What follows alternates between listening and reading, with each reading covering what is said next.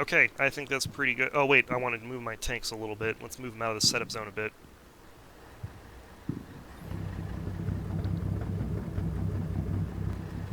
We'll get this first platoon up to right there, and then we're going to let the smoke start.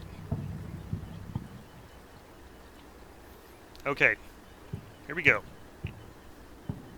Probably not going to a whole lot going to happen at first, since I have quite a bit of distance to approach before I start getting close to their defenses.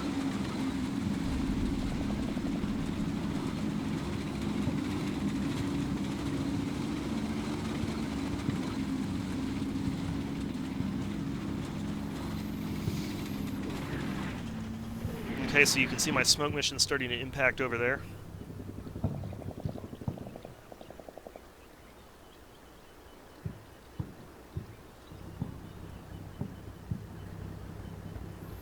Got a little base of fire setting up here. I'll have some machine guns and some spotters if I need to engage anything here. Of course, I'll also have the tanks, so I should be set there. And then these infantry are moving up to this wood line to assess the terrain ahead of them before they start entering this strip here.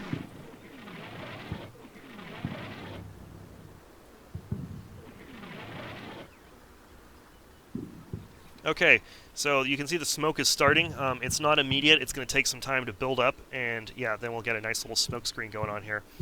Another note is that smoke is still dangerous to units nearby, so you don't want to call it on top of your own troops. You'll still hurt them, or at the very least, they'll be very unhappy with you. Alright, we're just going to give this another turn.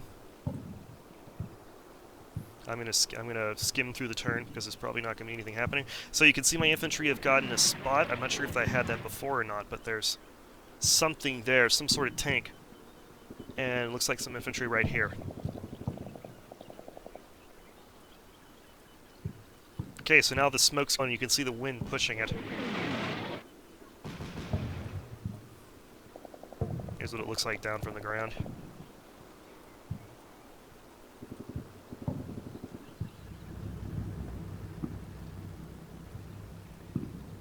Okay, this looks clear, so I'm going to go ahead and move my guys across. Move them just into the wood line, then I'm going to switch to hunt.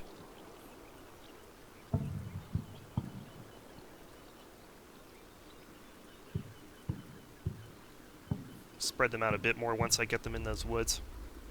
But for now, I'm just moving them up into position, so don't need to be too picky about how they've been moved. Alright, so now that I got a smoke screen going, I'm going to start moving my tanks in. They're pretty far away from any wood lines, so they should be safe from any infantry if there happen to be any.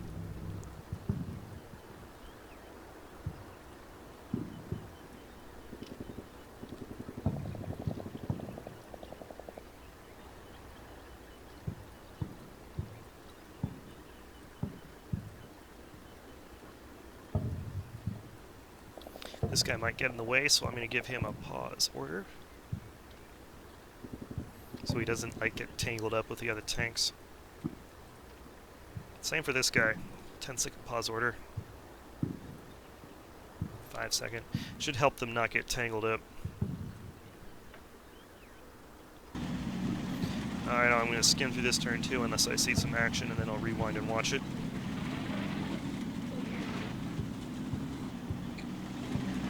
Looking good. I like to put all my tanks in one location and keep them close together. That way, if they spot a threat, they can just en masse annihilate it really quickly.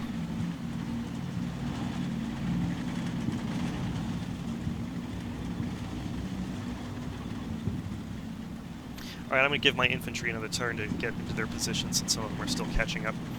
Same with the tanks.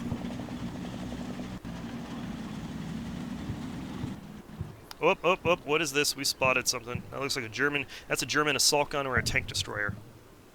We have spotted a Stug 3 hiding in this little compound here. Whoops. So, who spotted him? Let's click on the Stug, and this guy spotted him. This infantry unit right here spotted him. Well done. So, I think what I could do is I could bring up a leader, and I could call some 82mm mortars on it, Calling indirect fire on enemy vehicles is actually very useful. The chance of them doing damage is not too high unless they get a direct hit on the engine or something, but they can still, they'll still freak them out and make them move, and they can damage parts and stuff. And since it's an assault gun, if I manage to immobilize it, then it's only going to be useful front-facing forward. I can just flank it and finish it off with 0 risk. So it's still very useful to call in indirect fire on vehicles, provided that they're not moving. Otherwise, they're really hard to hit.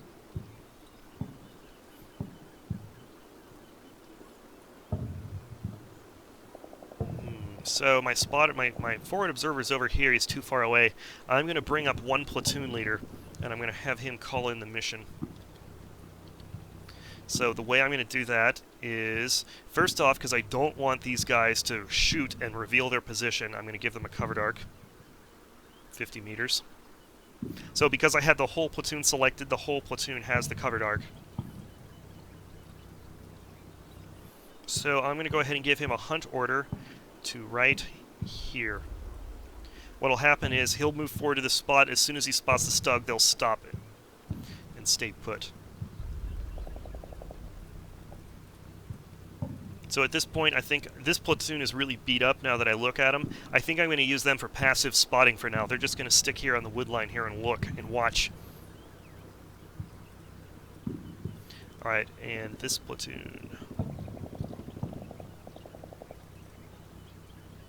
So this platoon, I'm going to, let's see, we're actually going to move them at a relaxed movement pace. Hunt is kind of tiring, so we're going to move them up here.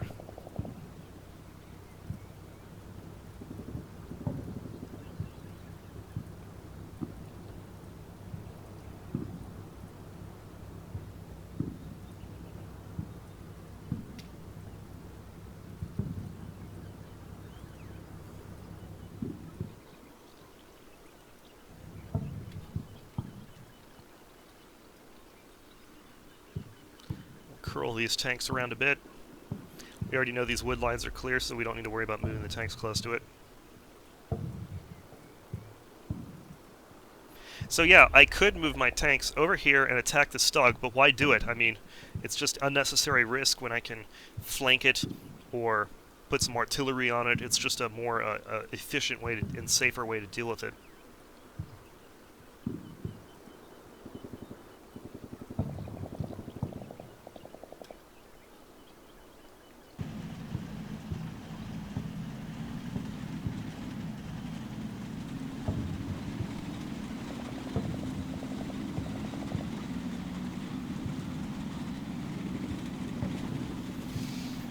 Okay, my men have lost the spotting contact on the tank, but it's not that big of a deal.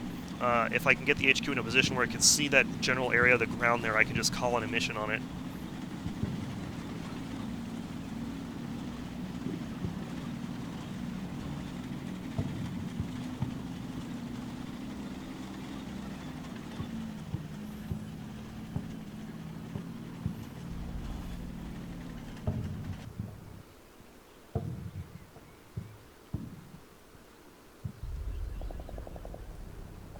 No one's shooting at my tank commander so far, so that's a good sign.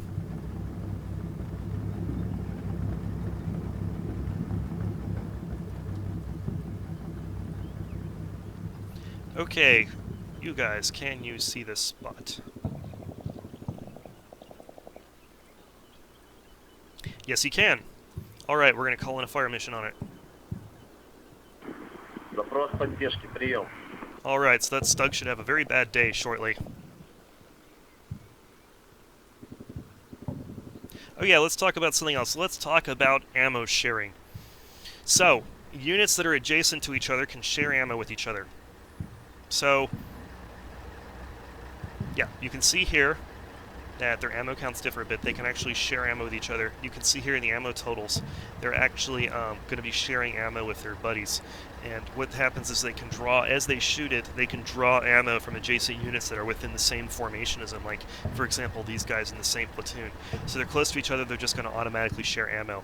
These are trucks loaded with 82mm ammo, as you can see down here. These are part of the same parent formation, so they can also share ammo with them.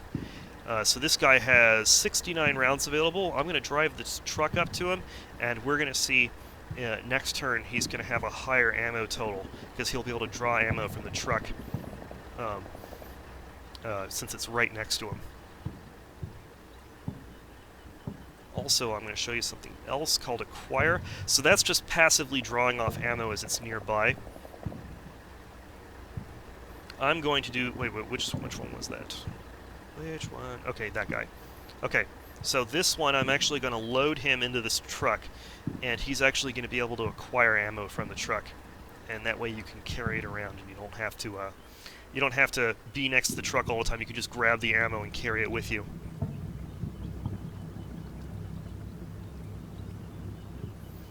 Okay, we're going to go ahead and let this go another turn.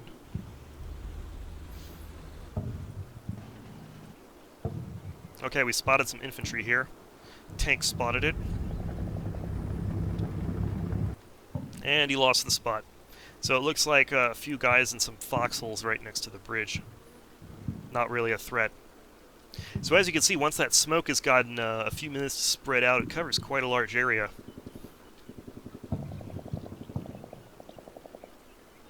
And it's still generating too. So this area is now, these bridge defenders are now cut off from the defense behind them.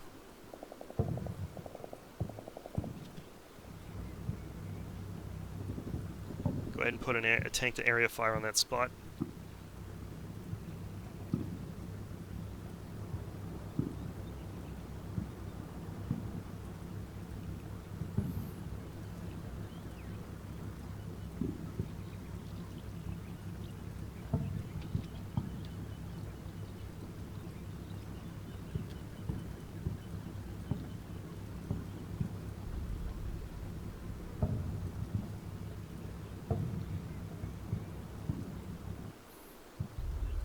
Alright, so I got 2 rifle platoons that are continuing to move down that strip. And that's about it so far. At this point, oh yeah, the mortar team. Okay, so now they're in the truck. And in case I didn't tell you guys before, to load a unit into a vehicle, it's really simple. You just give them a movement order and you click on the vehicle or on its floating icon, they'll automatically embark. So, in the... what? Oh, wait, I got the truck. Okay, so you select a passenger in the vehicle, hit acquire, it's in the special commands tab, and then you're given a prompt and you got all this stuff you can pick from. So we're going to go ahead and pick all of the HE. Yep, that's all of the ammo. Okay. And of course, if you grab this extra ammo, it is going to slow them down. They'll tire up faster, but these guys aren't going a very far distance, so it's fine. So remember, I need to deploy them. So I'm going to give them a movement order here, then I'm going to click on the waypoint, then give them a deploy weapon.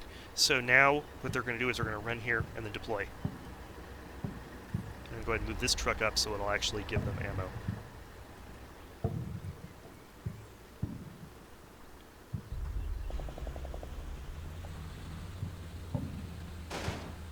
Go ahead and skip through this turn so that I doubt there's going to be much going on other than my tank decimating those guys.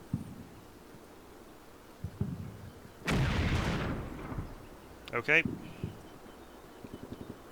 Go ahead and clear that, because if there's still guys there, they've probably run away, and that area fire will do no good. Plus, some of my tanks are kind of low on HE ammo, so want to conserve that.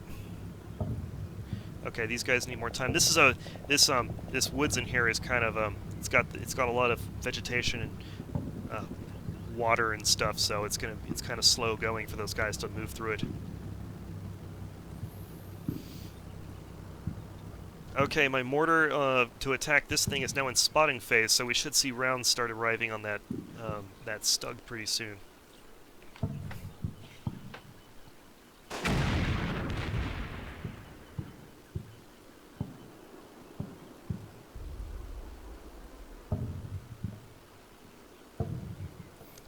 Well, that was far off. Spotting mortar round just landed. It's supposed to go here, it just landed there. It's a good idea of how they gotta dial it in.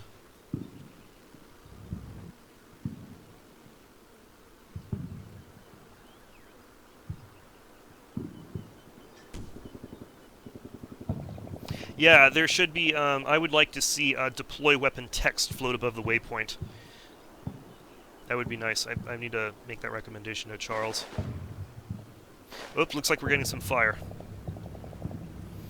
Okay,